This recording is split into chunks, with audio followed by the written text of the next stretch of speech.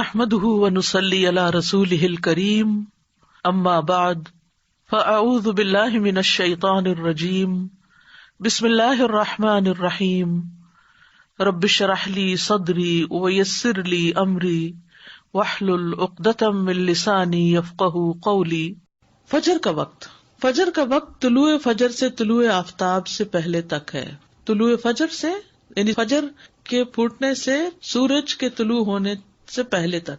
سورۃ طٰہٰ میں اللہ تعالیٰ فرماتے ہیں، اور سورج طلوع ہونے سے پہلے اور اس کے غروب ہونے سے پہلے اپنے رب کی حمد کے ساتھ تسبیح کرو، اور صبح کی نماز کا وقت طلوع فجر سے اس وقت تک ہے جب تک سورج طلوع نہیں ہوتا۔ یہ بات یاد رکھی، کیا ہے؟ صبح کی نماز کا وقت کب سے شروع ہوتا ہے؟ طلوع فجر سے۔ کب تک ہے؟ جب تک سورج نہ نکل آئے۔ لیکن اول وقت کون سا ہے؟ ساتھ ہی فجر کی دو قسمیں۔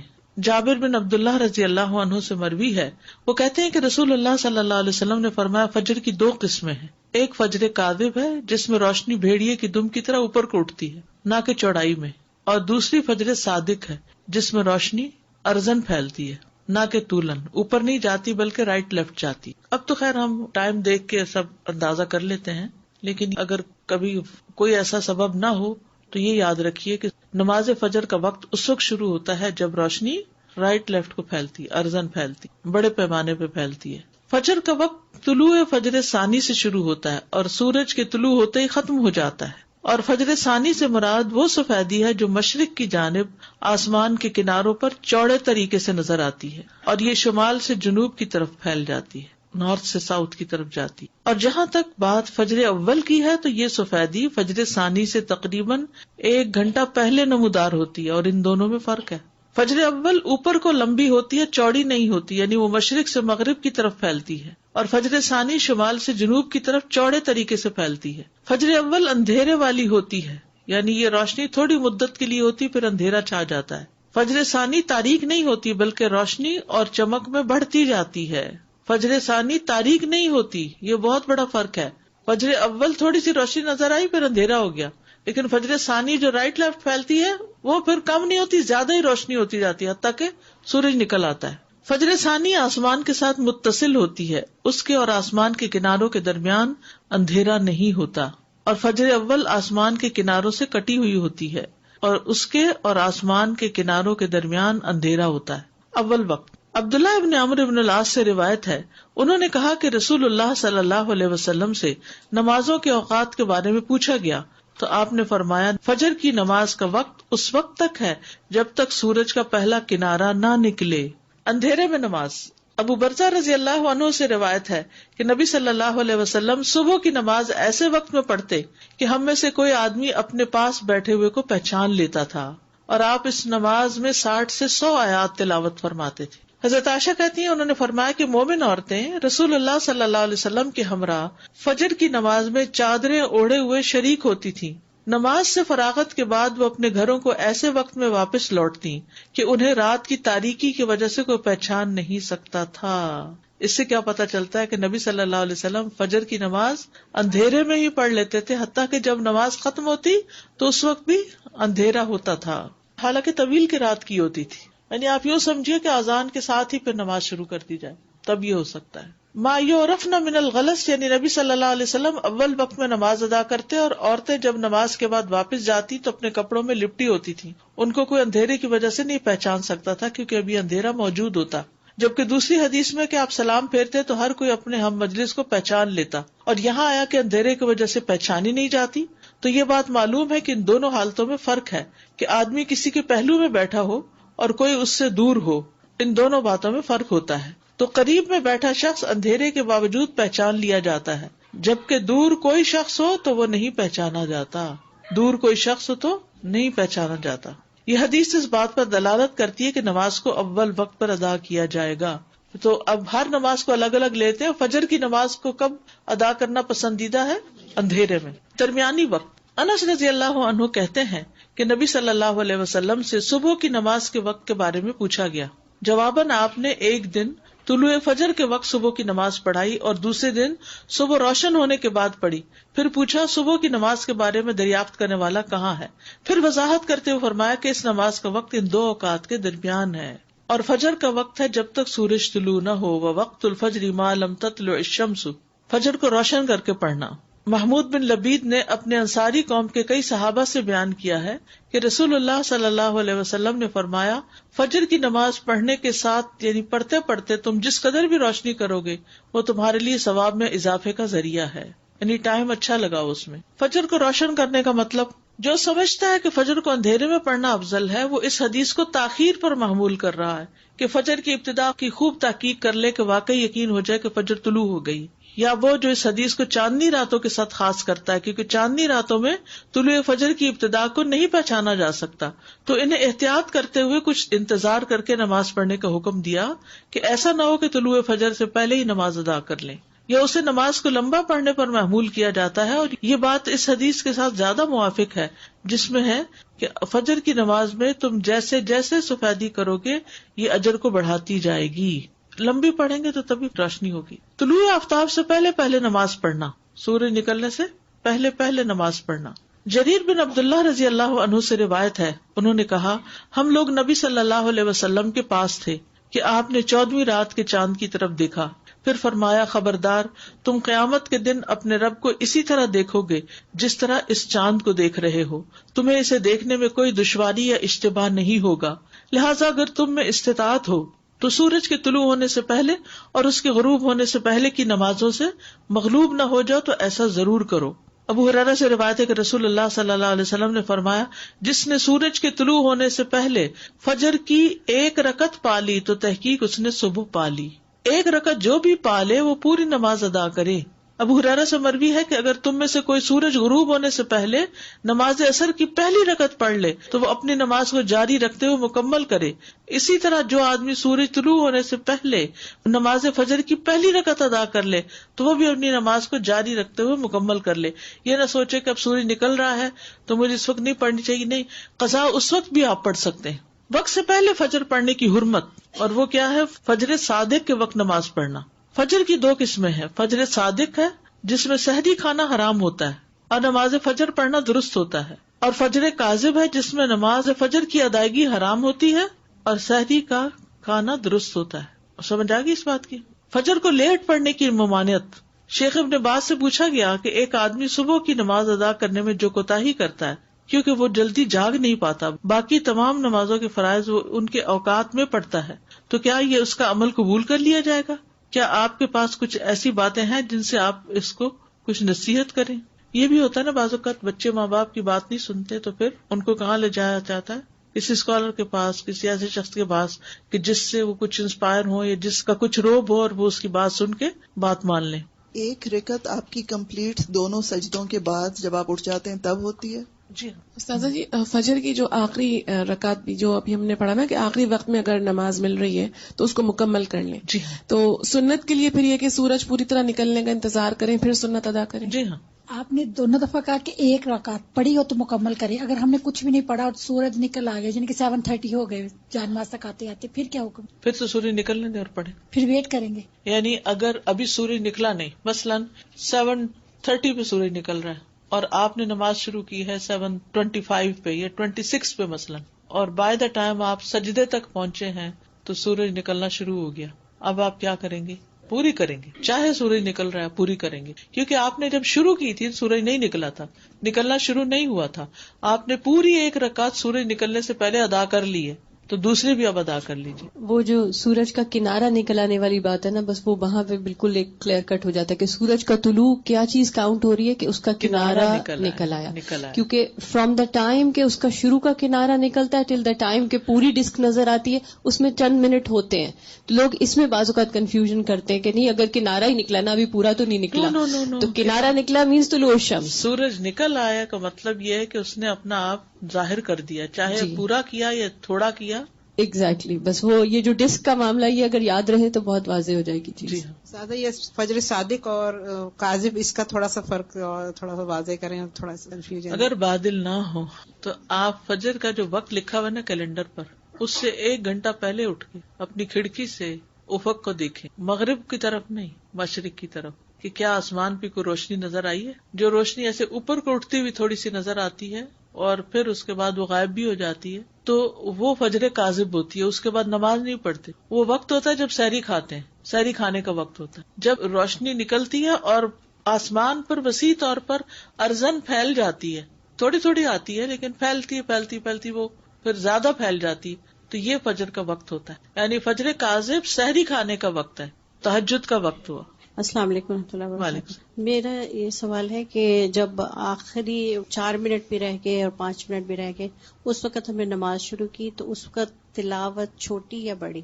آپ دیکھیے تو کامن سینس کی بات ہے، اگر اس نے لمبی تلاوت شروع کر دی تو اس کی تو 1 رکعت پوری نہیں ہوگی، اور اگر 1 رکعت پوری نہیں ہوئی اس وقت تو فکر کس چیز کی ہونی چاہیے؟ 1 رکعت پوری ہو جائے، 1 رکعت پوری ہو جائے.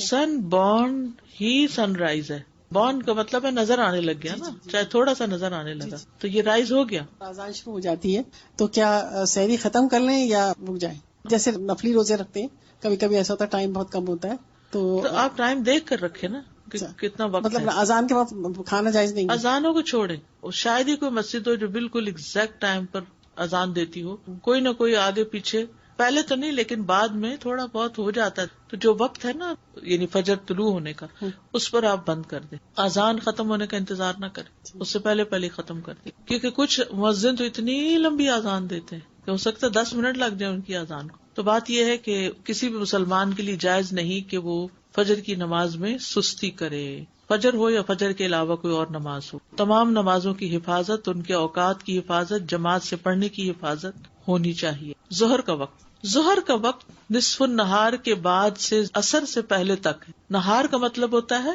دن اور نصف کا مطلب آدھا دن. جیسے سورج 7 بجے نکلا اور 5 بجے غروب ہوا تو نصف کہاں ہو گیا؟ 12 بجے. عبداللہ ابن عامر رضی اللہ عنہ سے مروی ہے، انہوں نے کہا کہ رسول اللہ صلی اللہ علیہ وسلم نے فرمایا، ظہر کا وقت زوال شمس کے وقت ہوتا ہے. ظہر کا وقت زوال شمس یعنی سورج کے زوال کے ساتھ ہوتا ہے، جبکہ ہر آدمی کا سایہ اس کی لمبائی کے برابر ہو. ہر آدمی کا سایہ اس کی لمبائی کے برابر ہو.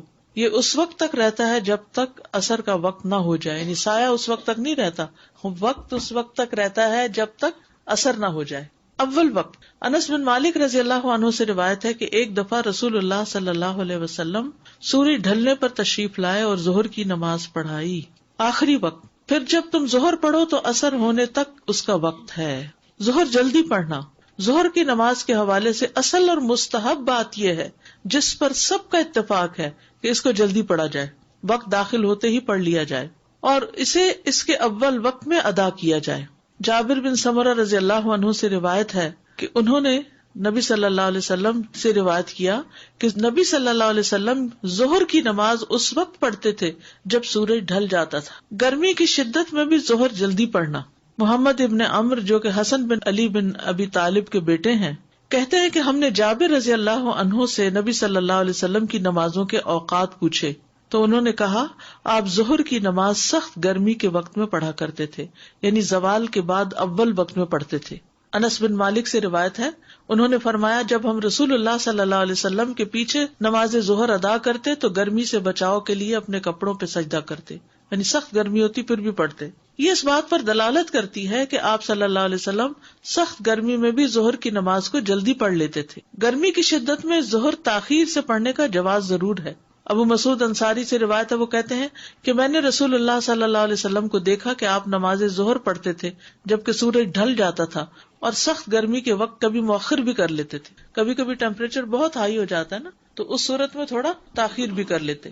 ابو ہریرہ اور عبداللہ ابن عمر رضی اللہ عنہما سے روایت ہے، وہ رسول اللہ صلی اللہ علیہ وسلم سے بیان کرتے ہیں کہ آپ نے فرمایا جب گرمی زیادہ ہو تو نماز ظہر ٹھنڈے وقت پڑھا کرو، کیونکہ گرمی کی شدت جہنم کی بھاپ سے ہوتی ہے. اصل میں کیوں کہا؟ کیونکہ انسان کو جب گرمی کی شدت ستاتی ہے نا تو وہ فوکس نہیں رکھ پاتا نماز پہ، اس کا سارا دھیان کس پہ ہوتا ہے؟ ہائے گرمی ہائے گرمی. تو اس لیے کہا کہ ذرا اس وقت کو جس میں شدت ہو وہ اس کو ٹل جانے دو. ابن عثیمین کہتے ہیں جب موسم سخت گرم نہ ہو تو افضل یہ ہے کہ جیسے ہی ظہر کا وقت داخل ہو تو انسان ظہر کی نماز ادا کر لے، چاہے سفر میں قصر نماز ہی ادا کرنی ہو پھر بھی، کیونکہ سخت گرمی کے موسم کے علاوہ ظہر کی نماز کو جلدی پڑھ لینا ہی افضل ہے. علامہ ابن جبرین کہتے ہیں الحمدللہ آج کل کے زمانے میں اس طرح کی گرمی نہیں پائی جاتی. اس کی وجہ یہ ہے کہ ایئر کنڈیشنرز اور بجلی والے پنکھے موجود ہیں، جو گرمی کی شدت کو کم کر دیتے ہیں، تو لوگ اس بے قرار کرنے والی گرمی کو محسوس نہیں کرتے جس کی وجہ سے پسینے پھوٹ نکلتے ہیں اور کپڑے تک گیلے ہو جاتے ہیں۔ اس حالت میں نمازی کو اپنی نماز میں اطمینان حاصل نہیں ہوتا۔ اسی وجہ سے علماء آج کے دور میں سخت گرمیوں میں نماز کو ٹھنڈا کرنے کا کوئی سبب نہیں پاتے۔ ہاں، اگر ایسے ممالک یا گاؤں دیہات میں ہوں جہاں ایئر کنڈیشنرز اور اس طرح کی سہولیات میسر نہ ہوں تو ان کے لیے ظہر کو ٹھنڈا کر کے پڑھنا مستحب ہوگا۔ یہ اس لیے ہے کہ شریعت کے حکم کا دار و مدار اس کی علت پر ہے۔ جب علت موجود ہوگی تو حکم پایا جائے گا۔ جہاں تک سال کے باقی ایام کا تعلق ہے جن میں گرمی نہیں ہوتی، تو ان ایام میں جو ہی سورج ڈھل جائے گا نماز کا وقت ہوگا۔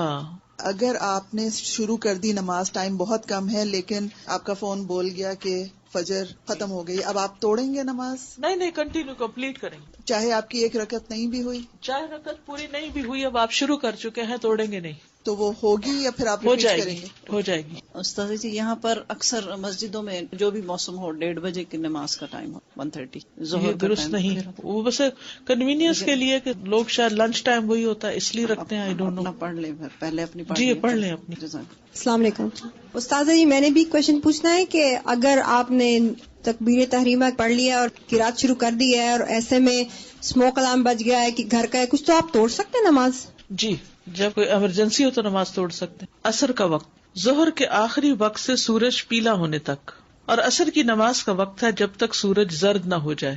ابو ہریرہ رضی اللہ عنہ سے روایت ہے، انہوں نے کہا کہ اللہ کے رسول صلی اللہ علیہ وسلم نے فرمایا، یہ جبریل علیہ السلام ہیں جو تمہیں تمہارا دین سکھانے آئے ہیں۔ پھر عصر کی نماز تب پڑھائی جب انہوں نے ہر چیز کا سایہ اس کے برابر یعنی زوال کے سائے کے علاوہ دیکھ لیا۔ ٹھیک ہے، پھر اگلے دن جبریل علیہ السلام دوبارہ آپ کے پاس آئے، پھر عصر کی نماز پڑھائی جب ہر چیز کا سایہ دگنا ہو گیا، پھر فرمایا ہر نماز کا وقت تمہاری کل اور تمہاری آج کی نماز کا درمیانی وقت ہے۔ دھوپ کے اعتبار سے عصر کا وقت، حضرت عائشہ کہتی ہیں انہوں نے فرمایا دھوپ ابھی میرے حجرے سے نکلی نہ ہوتی تھی کہ رسول اللہ صلی اللہ علیہ وسلم نماز عصر پڑھ لیتے تھے۔ یعنی ایسے ہوتا نا کہ جب سورج غروب ہو رہا ہوتا تو ونڈوز میں دھوپ اندر آ رہی ہوتی، تو کہتے کہ ابھی دھوپ آ ہی رہی ہوتی تھی کہ آپ واپس بھی آ جاتے تھے۔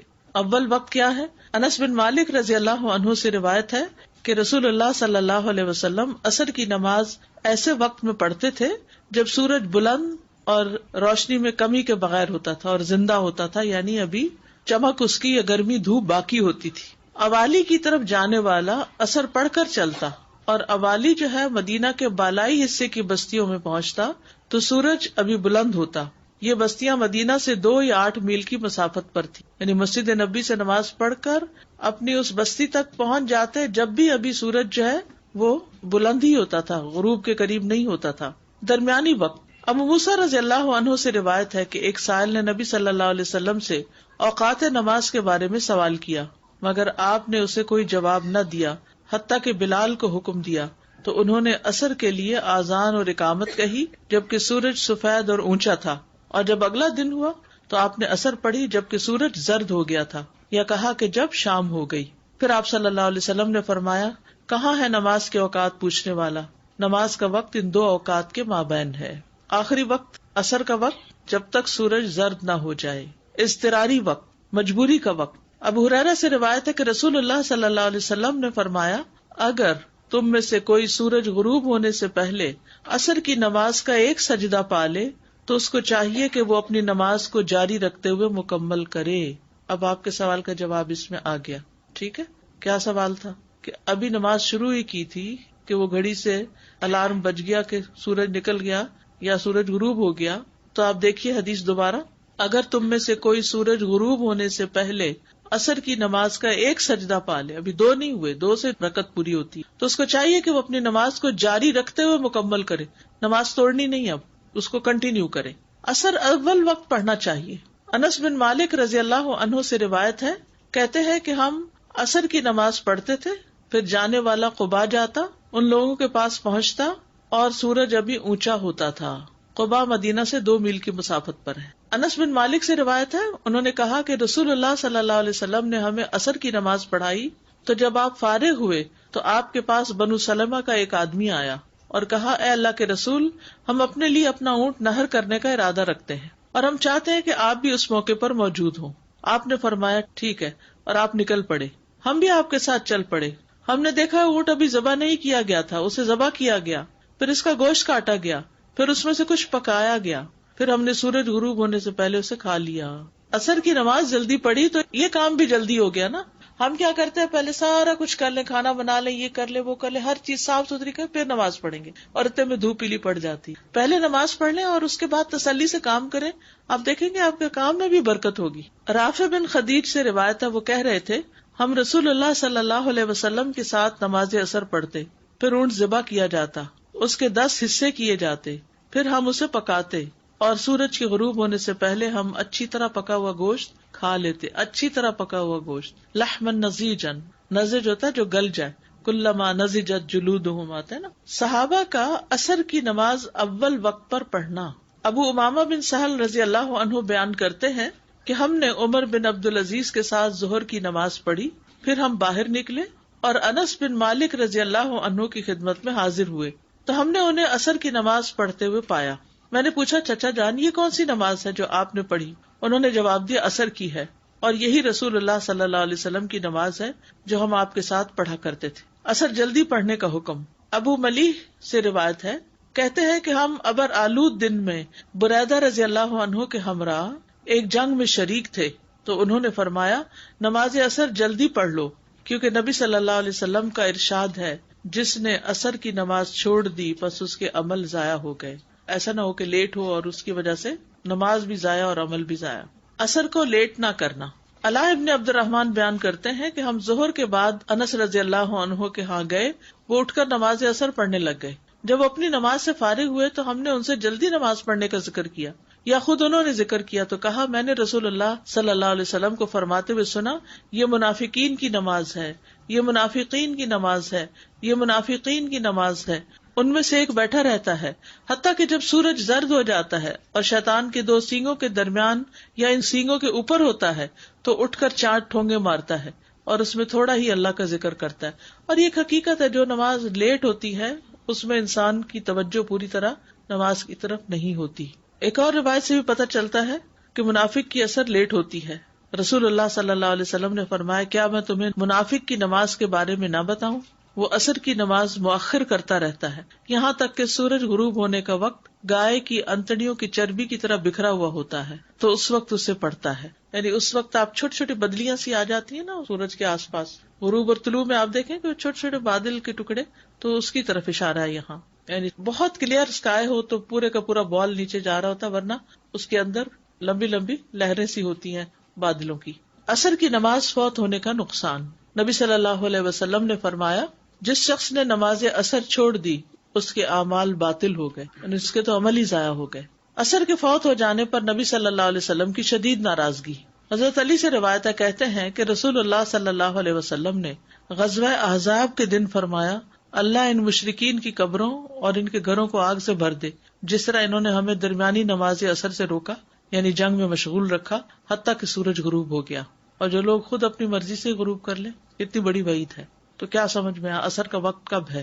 جب ظہر کا وقت ختم ہو رہا ہو، جب سایہ 2 مثل کے برابر ہو تو پھر ظہر ختم عصر شروع، یعنی 1 مثل پہ شروع ہو جاتی ہے اور پھر اس کے بعد سورج پیلا پڑنے سے پہلے. آپ دیکھیں عصر کی نماز تب پڑھائی جب انہوں نے ہر چیز کا سایہ اس کے برابر، یعنی زوال کے سائے کے علاوہ دیکھ لیا، یعنی اصلی سایہ جو تھا کسی بھی چیز کا. تو یہاں اول وقت جو ہے شروع ہوتا ہے جب اس کے برابر ہو جاتا ہے سایہ، یعنی 1 مثل ہوتا ہے، 2 مثل نہیں، درمیانہ ٹائم ہو جاتا ہے. پھر اور دوسری یہ ہے کہ وہ میں جو آپ سے پوچھ رہی تھی کہ نماز آپ نے شروع کر دی اور ٹائم ہو گیا، وہ اگر آپ سجدے میں پہنچے ہی نہیں ہیں، آپ بیچ میں ہی کہیں ہیں، نہیں اب شروع جو کر دی تو اب تو آپ کنٹینیو کریں جی، کیونکہ آپ نے تو یہی سوچ کے شروع کی ہوگی کہ 1 رکعت مل جائے گی. لیکن آج کل کیا ہو رہا ہے، ہر روز 2-3 منٹ کا فرق پڑ جاتا ہے، تو اس میں پھر انسان کو دھوکہ بھی لگ جاتا ہے. اور بعض اوقات تھوڑے اوقات میں 1-8 منٹ کا فرق بھی ہو جاتا ہے، اور 1 منٹ بڑی چیز ہوتی ہے. 1 منٹ میں انسان پورا قیام کر لیتا ہے بعض اوقات قل واللہ کے ساتھ. نماز کے دیگر احکام. فرض نماز کی رکعات، سنتیں اور نوافل، ان کے دلائل. ابتدائی اسلام میں 2 رکعات کی فرضیت. حضرت عائشہ سے مروی ہے، وہ کہتی ہیں کہ شروع میں 2 رکعت نماز فرض ہوئی.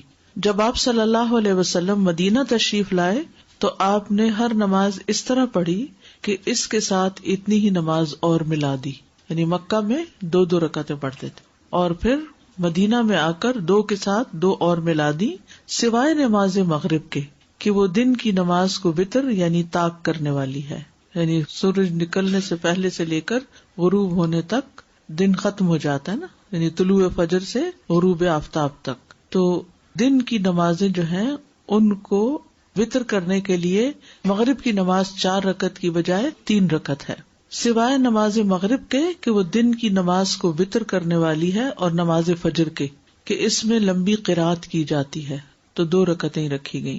اور جب آپ صلی اللہ علیہ وسلم سفر کرتے تو آپ اپنی سابقہ نمازوں کی طرف لوٹ جاتے، یعنی 2 رکعت نماز پڑھتے، قصر کرتے.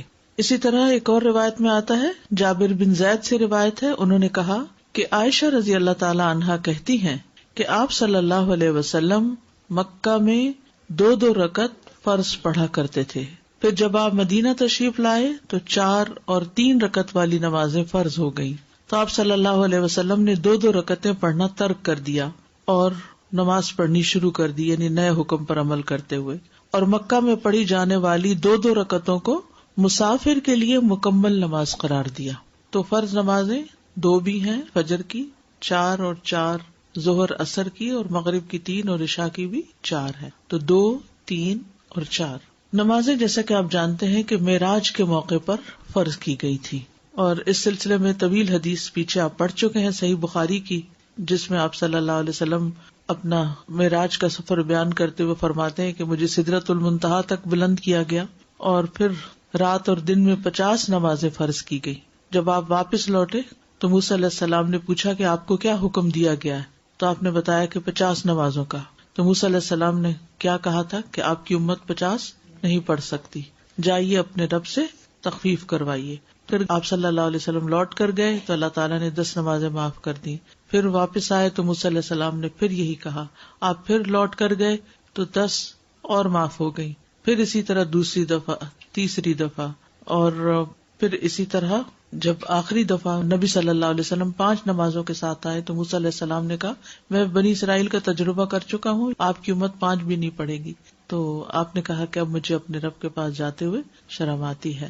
آپ نے فرمایا میں اپنے رب سے کئی دفعہ درخواست کر چکا ہوں، اب مجھے حیا آتی ہے، لہٰذا میں راضی ہوں اور اس کے حکم کو تسلیم کرتا ہوں. آپ نے فرمایا میں آگے بڑھا تو ایک منادی یعنی اللہ تعالیٰ نے آواز دی کہ میں نے اپنا حکم جاری کر دیا اور اپنے بندوں پر تخفیف بھی کر دی. اور ایک اور روایت سے پتہ چلتا ہے کہ اجر 50 نمازوں کا ہی ہے، جبکہ پڑھی 5 جائیں گی.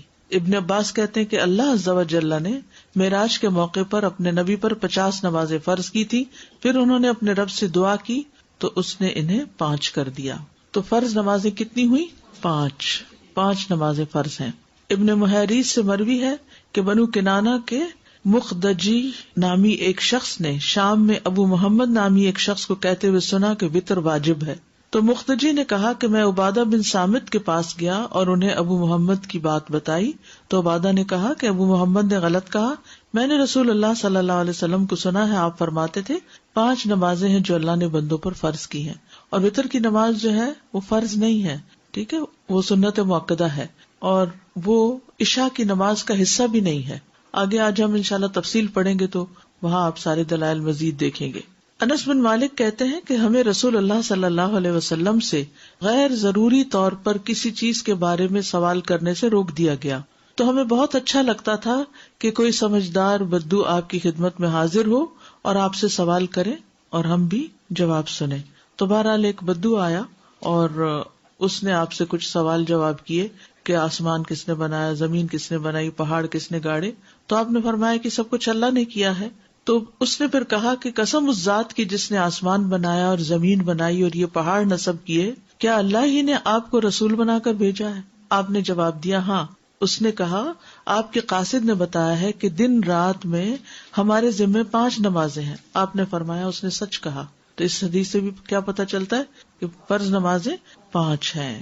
اسی طرح ایک اور روایت ہے جو صحیح بخاری ہی کی ہے. ابن عباس سے روایت ہے کہ نبی صلی اللہ علیہ وسلم نے معاذ بن جبل کو یمن روانہ کیا تو فرمایا کہ پہلے اہل یمن کو اس بات کی دعوت دینا کہ اللہ کے سوا کوئی معبود نہیں، یعنی توحید کی دعوت، اور میں اللہ کا رسول ہوں. اور اگر وہ یہ بات مان لیں تو ان سے کہنا کہ اللہ نے ہر دن رات میں ان پہ 5 نمازیں فرض کی ہیں. ایکچولی یہ سوال کسی نے مجھ سے کیا تھا ایک بار کہ 5 نمازوں کا کہاں لکھا ہوا ہے. تو ہو سکتا ہے کہ کوئی آپ کو بھی کہے کہ کہاں لکھا ہے 5 نمازوں کے بارے میں. تو لاسٹ ویک آپ کو یاد ہوگا کہ میں نے کچھ آیات بھی آپ کو سنائی تھی کہ جس میں جو اشارات نکلتے ہیں وہ 5 نمازوں کے ہیں. اقم الصلاۃ لدلوک الشمس الی غسق اللیل والی، اور اسی طرح سورۃ طٰہٰ کی آیت بھی. تو احادیث میں اس کی بھرپور وضاحت ملتی ہے، یعنی ایک نہیں کئی احادیث سے یہ پتہ چلتا ہے کہ جس میں نبی صلی اللہ علیہ وسلم نے 5 نمازوں کی فرضیت کا حکم دیا یا اس کی گواہی دی. پھر اسی طرح ایک اور جگہ پر ہے کہ 5 نمازوں کی حفاظت کرنے والے سے اللہ کا وعدہ ہے. کس بات کا وعدہ ہے؟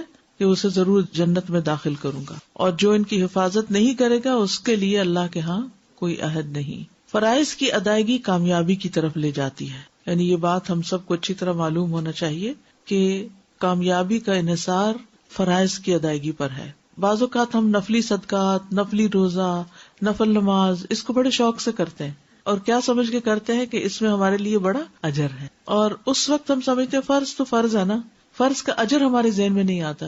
تو یاد رکھیے کہ فرض کا اجر نفل سے زیادہ ہے.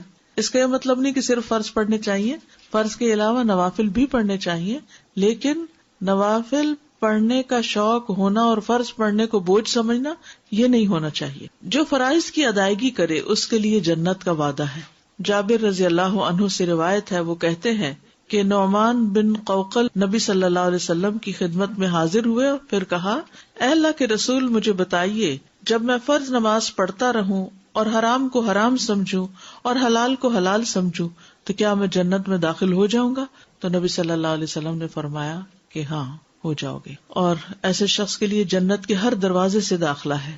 عبداللہ ابن عمر سے مروی ہے، انہوں نے کہا کہ رسول اللہ صلی اللہ علیہ وسلم ممبر پر چڑھے اور فرمایا نہیں میں قسم کھاتا ہوں، نہیں میں قسم کھاتا ہوں، نہیں میں قسم کھاتا ہوں. پھر آپ نیچے اتر گئے اور فرمایا خوش ہو جاؤ، خوش ہو جاؤ. یعنی ممبر پہ چڑھتے ہوئے کیا فرمایا؟ میں قسم کھاتا ہوں. اور پھر اتر کے کیا فرمایا؟ خوش ہو جاؤ. بے شک جس نے 5 نمازیں پڑھی اور کبیرہ گناہوں سے بچتا رہا وہ جنت کے جس دروازے سے چاہے گا داخل ہو جائے گا. یعنی اتنا زیادہ اس کا اجر و ثواب اور اس کا اتنا بڑا انعام ہے. اور کبیرہ گناہ کیا ہے؟ والدین کی نافرمانی، اللہ کے ساتھ شرک کرنا، کسی جان کا قتل کرنا، پاک دامن عورتوں پر تہمت لگانا یعنی زنا کی تہمت لگانا، یتیم کا مال کھانا، جنگ سے بھاگنا اور سود کھانا. یہ کبیرہ گناہ ہے. تو جو شخص ان کبیرہ گناہوں سے بچے گا اور اپنی 5 نمازیں ادا کرے گا اس کے لیے جنت ہے. اب یہ ہے کہ اصل تو 5 فرائض ہی ہیں، لیکن اس کے ساتھ ساتھ ہم سنت اور نفل کیوں پڑھتے ہیں؟ تو نوافل کی ادائیگی جو ہے یہ فرض کی کمی کو پورا کرتی ہے، یہ یاد رکھیے. یعنی جو نماز کے بعد سنت نمازیں ہیں یا نفل نمازیں ہیں یہ دراصل ہمارے فرائض کی کمی کو پورا کرتی ہیں. یہ کہ ہم انسان ہیں، پڑھتے ہوئے کوئی غلطی ہو سکتی ہے، کوئی بھول ہو سکتی ہے، کسی اصول کی خلاف ورزی ہو سکتی ہے، تو اس صورت میں اب جو فرض ہے وہ تو فرض، جو ڈیوٹی ہے اسے تو پورا کرنا ہے. اگر اس کو اصل طریقے پر پورا نہیں کیا گیا تو پھر ایکسٹرا والنٹریلی پریئرز کے ساتھ اس کمی کو ہمیں پورا کرنا ہوگا، کیونکہ نمازوں کا حساب ہوگا. سنن نبی داؤد کی روایت ہے، نبی صلی اللہ علیہ وسلم نے فرمایا قیامت کے دن لوگوں کے اعمال میں سے سب سے پہلے نماز کا حساب ہوگا.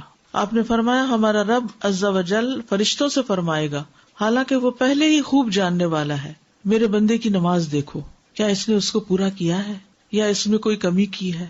چنانچہ اگر وہ کامل ہوئی تو اس کے لیے پوری کی پوری لکھ دی جائے گی، پوری نماز لکھ دی جائے گی. اور اگر اس میں کوئی کمی ہوئی تو فرمائے گا کہ دیکھو کیا میرے بندے کے کچھ نوافل بھی ہیں. اگر اس کے نفل ہوئے تو فرمائے گا میرے بندے کے فرضوں کو اس کے نفلوں سے پورا کر دو. پھر اسی انداز سے دیگر اعمال لیے جائیں گے، یعنی سارٹنگ کی جائے گی نا اعمال نامے کی کہ جی نمازیں کدھر ہیں، پوری ہیں جی پوری ہیں، کوئی کمی تو نہیں، کوئی کمی نہیں، نہ کبھی قضا کی، نہ کبھی بھولے، نہ کوئی چھٹی. اب کیا ہے، ان کو پورے کا پورا لکھ دو.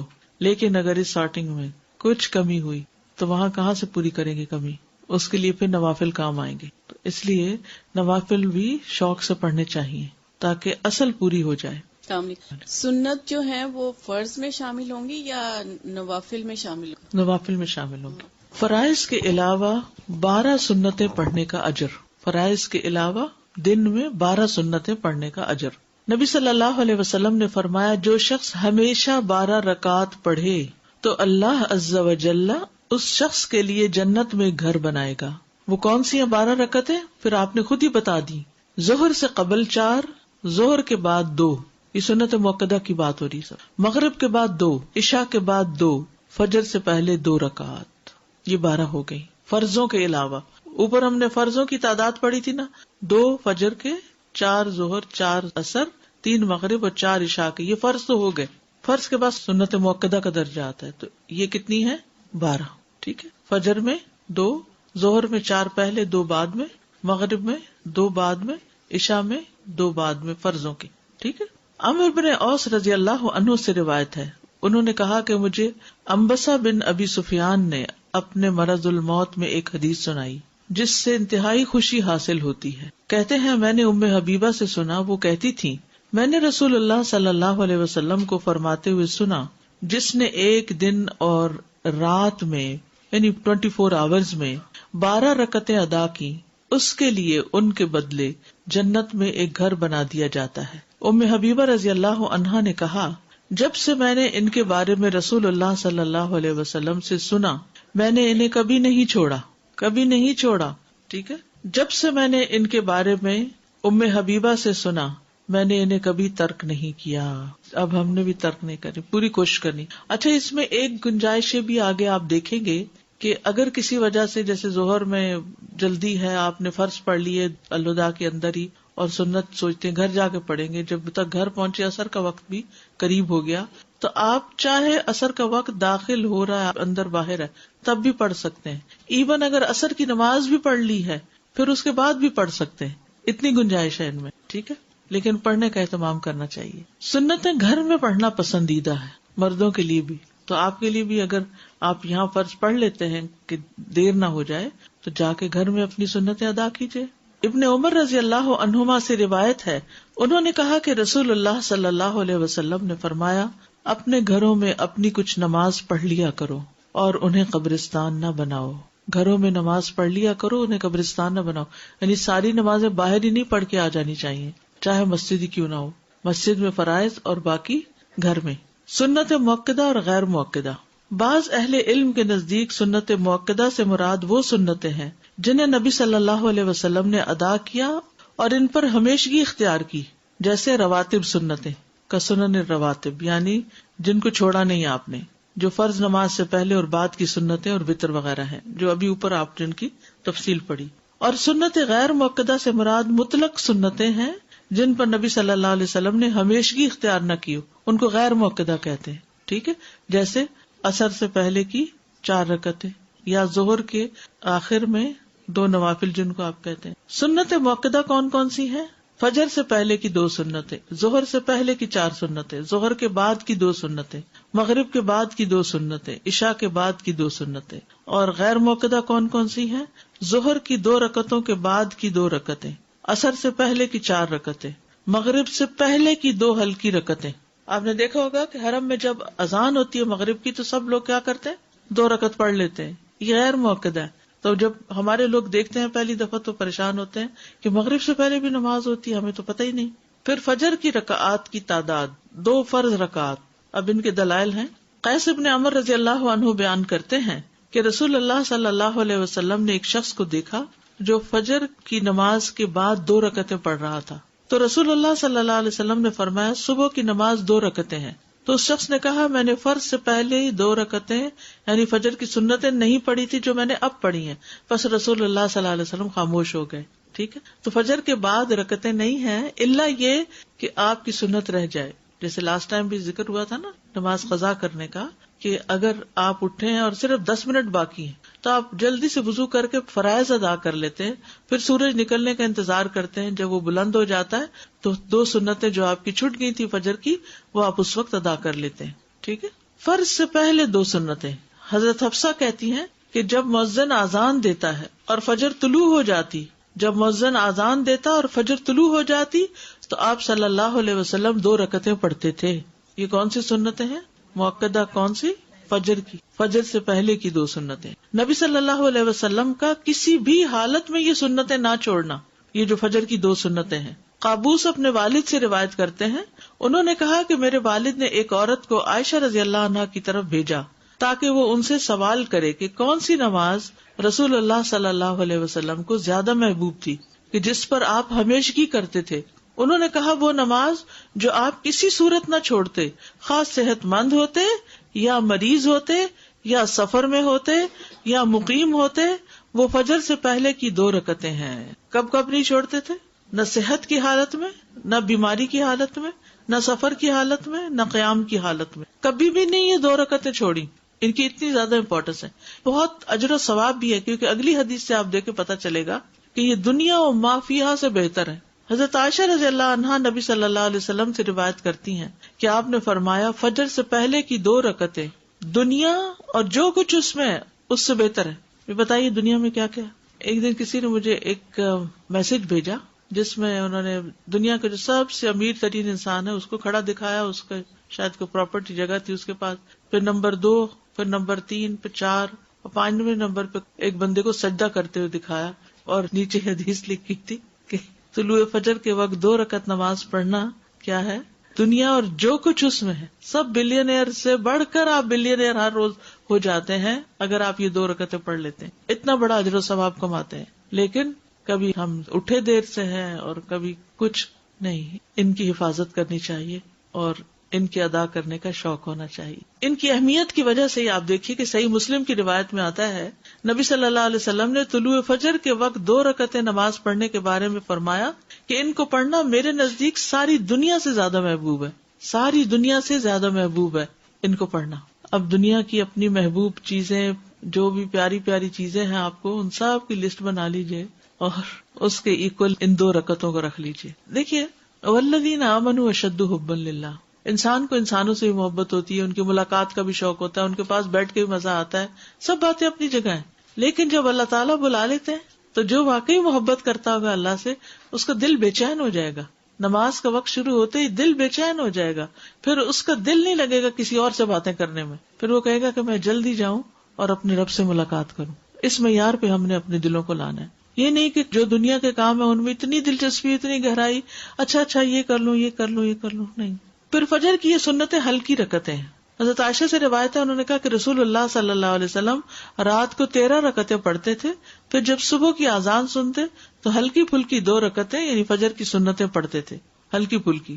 ابو ہریرہ کہتے ہیں کہ رسول اللہ صلی اللہ علیہ وسلم نے فرمایا جب تم میں سے کوئی صبح فجر سے پہلے 2 رکعت یعنی سنتیں پڑھے تو اس کو چاہیے کہ اپنی دائیں کروٹ پر لیٹ جائے.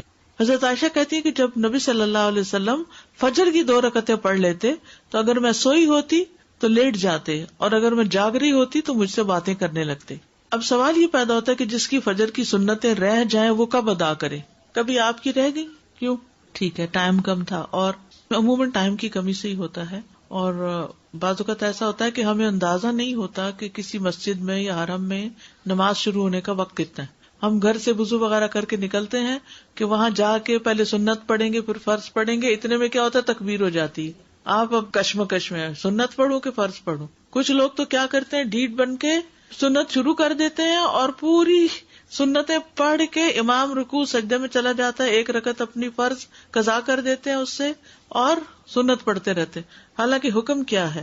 اذا اقیمت الصلاۃ، جب نماز قائم کر دی گئی، فلا صلاۃ الا المکتوبہ، تو کوئی نماز نہیں سوائے فرض نماز کے. ہاں یہ کہا جاتا ہے کہ اگر آپ نے پڑھ لی ہے اور سجدے میں ہے مثلاً یا تحیات پر ہیں تو درود شریف پڑھ کے آپ سلام پھیر سکتے، کیونکہ درود شریف پڑھنا لازم ہے نماز میں، اس کے بغیر نماز نہیں ہوتی. اور آپ چھوٹا والا ورژن بھی پڑھ سکتے، ضروری نہیں کہ جو ہمارا لمبا ہے اسی کو پڑھے اور پھر آپ کھڑے ہو جائیں. لیکن اگر آپ کو پتا ہو کہ یہ امام بہت جلدی کر دیتے ہیں پہلی رکعت، حالانکہ نبی صلی اللہ علیہ وسلم کا طریقہ ہم نے پیچھے پڑھا تھا کہ وہ پہلی رکعت کو خوب لمبا کرتے تھے کہ لوگ وضو کر کے آرام سے پھر آ جاتے تھے اور وہ شریک ہو جاتے تھے نماز میں. لیکن ہر ایک کا الگ الگ طریقہ ہے. تو ایسی صورت میں آپ کیا کریں کہ امام نے اگر نماز شروع کر دی ہے تو پھر آپ فکر کریں اس کے ساتھ شریک ہونے کی، نہ کہ اپنی 4 سنتیں پوری کرنے کی. بس جتنی قسمت میں تھی مل گئی، پڑھ لی آپ نے، سلام پھیر دیں. اللہ آپ کی نیت اور کوشش کو جانتا ہے. تو جس کی فجر کی سنتیں رہ جائیں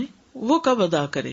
ابن باز کہتے ہیں جب انسان اکیلا ہو یا امام ہو، دونوں صورتوں میں اس کے لیے مؤکدہ سنتیں پڑھنا ممکن ہو تو وہ ان کو فرض نماز سے پہلے ادا کرے گا. اگر وہ مقتدی ہے اور اس سے فرض نماز چھوٹ گئی، یعنی فالوور ہے، فرض نماز چھوٹ گئی، یا وہ اس وقت آیا جب امام نماز کھڑی کر چکا تھا، تو وہ ان کے ساتھ نماز میں شامل ہو جائے گا. پھر وہ سنتوں کو فرض نماز کے بعد پڑھے گا. اور اگر چاہے تو سورج کے طلوع ہونے تک انہیں مؤخر کر دے.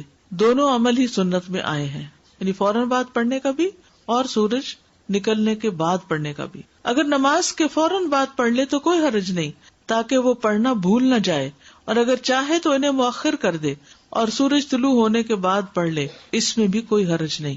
ٹھیک ہے، کیا سمجھ میں آیا؟ ہر حال میں پڑھنی ہے. نماز آپ نے امام کے ساتھ پڑھ لی، اب آپ کیا کریں گے؟ اپنی سنت پڑھیں گے. 2 صورتیں پڑھنے کی، کیا؟ فرض کے فوراً بعد اور دوسرے سورج طلوع ہونے کے بعد. ابو ہریرہ رضی اللہ عنہ سے روایت ہے کہ نبی صلی اللہ علیہ وسلم نیند کی وجہ سے فجر کی سنتیں نہ پڑھ سکے. یعنی کبھی ایسا ہوا ہوگا جیسے وہ ایک خاص جگہ پر آپ نے پڑاؤ ڈالا تھا تو وہاں سب سو گئے تھے، تو کسی کی بھی آنکھ نہیں کھلی تھی، تو پھر آپ نے کیا کیا؟ سورج طلوع ہونے کے بعد ان کی قضا دی. یعنی اس وقت صرف فرض نہیں پڑھے گئے بلکہ سنتیں بھی پڑھی گئی. فجر کی نماز جیسے اگر آپ سفر میں ہیں اور کوئی وجہ تھی کہ جس کی وجہ سے آپ پڑھ ہی نہیں سکے، تو جب آپ لینڈ کریں گے تو اس وقت سنت اور فرض دونوں پڑھیں گے. ابو ہریرہ سے مروی ہے کہ جو فجر کی 2 سنتیں نہ پڑھ سکے تو اس کو چاہیے کہ وہ انہیں سورج نکلنے کے بعد ادا کرے. ٹھیک ہے، ہم نے جب نیت کرنی ہے تو قضا بولنا ہے؟ نہیں، قضا بولنے کی ضرورت نہیں. اگر لیٹ بھی ہو گیا تو کوئی نہیں. سازا فجر کی جو سنتے ہیں ہلکی پڑھنے سے کیا مراد ہے؟ صرف تلاوت ہلکی یا تسبیحات میں بھی مطلب تعداد کم کریں؟ اس میں جو نبی صلی اللہ علیہ وسلم کا طریقہ تھا وہ قل یا ایھا الکافرون اور قل ھو اللہ پڑھا کرتے تھے، تو وہ اس سے چھوٹی ہو جاتی تھی، لمبی قرات نہیں ہوتی تھی ان میں. استاذہ یہ جو اوپر ہم نے پڑھا کہ مقتدی کے لیے جو شرط ہے تو وہ کیا عام لوگوں کے لیے بھی ہے کہ جب ہم لوگ گھر میں ہوتے اور صبح ایسے ٹائم میں آنکھ کھلتے کہ بس جلدی فرض پڑھ لے تو سنتیں پھر بعد میں پڑھ سکتے ہیں، تو اس کے لیے سورج نکلنے کا انتظار کرنا پڑے گا یا پھر فجر کے فوراً بعد پڑھ سکتے ہیں؟ نہیں، اگر تو ٹائم ہے دونوں کے پڑھنے کا تو پہلے سنت اور پھر فرض پڑھیے، اور اگر صرف فرض پڑھنے کا ٹائم ہے تو سورج نکلنے کے بعد پڑھیے. کہ جو مقتدی ہوگا جو مسجد میں جا کے فرض ادا کر اور اس کی سنتیں رہ گئیں تو اگر اس کے پاس ٹائم بھی ہے کہ وہ پڑھ سکتا ہے، اسٹل آپشن ہے. جی، اسٹل آپشن ہے، ٹائم بھی ہے، اسٹل آپشن ہے کہ وہ اس وقت پہلے پڑھے یا بعد میں، رائٹ؟ دونوں طرف اجازت. السلام علیکم استاذہ. ویسے تو کہتے ہیں نا کہ فجر کی نماز کے بعد کوئی نوافل نہیں ہے تو سنت پڑھ سکتی ہے، اس کا مطلب؟ جی، سنت تو رہ گئی اس لیے پڑھ رہے ہیں. اس کی قضا ہے سنت اور یہ جو نفل ہے اس کو ہم نیت کریں گے. سنت کی فجر کی سنت کی قضا ہے. I have a question with regards to the 12 rakat. If you don't read the 12 that are prescribed, can you make them up with like ishraq or something else? No, that is a separate salah. یہ confusion ہے کہ کہتے ہیں کہ سجدہ حرام ہے سورج نکلنا یا سورج غروب ہوتے وقت، اور ادھر یہ ہے کہ اگر ایک رکعت بھی مل رہی ہے تو اس کو ادا کر. جی، وہ اگر آپ اس وقت انیشیٹو لے رہے ہیں کوئی نئی نماز پڑھنے کا، نفل پڑھنے کا یا سجدہ کرنے کا، کیونکہ وہ جو لوگ سورج پرست ہیں وہ سورج کے نکلتے اور غروب ہوتے وقت اس کو سجدہ کرتے ہیں، یعنی اس کی عبادت کرتے ہیں. دوسرے یہ کہ شیطان کا اس سے خاص تعلق ہے، یعنی شیطان کے 2 سینگوں پر طلوع ہوتا ہے، تو اس لیے اس وقت عبادت کرنے سے منع کیا گیا. ہاں، اگر کوئی چیز چھٹی جا رہی ہے تو وہ پوری کر سکتے، سبب کی نماز پڑھ سکتے. نماز کھڑی ہو گئی اور ہم سنتیں پڑھ رہے ہیں اور آپ کو پتا ہے کہ امام جلدی پڑھ لیں گے، تو پھر اگر ایک رکعت ہوئی تو اس کو دوسری کمپلیٹ کریں گے اور پھر سلام پھیر دیں گے وہیں اور بعد میں کمپلیٹ کریں گے، بعد میں 2 رکعت پوری کریں گے. پورے کر لیں، کیونکہ ایک رکعت کا ٹائم امام کو نہیں دیتے. جتنی دیر میں ہم اپنی رکعت پڑھیں گے اتنے میں امام بھی ایک پڑھ چکا ہوگا، تو پھر آپ کا فرض رہ جائے گا. تو اب آپ کو چوائس کرنا ہے نا، سنت پڑھتے رہیں یا فرض پڑھیں. اور ایسے لوگ جو بعد میں پڑھتے رہتے وہ صف بھی بڑی خراب کرتے ہیں،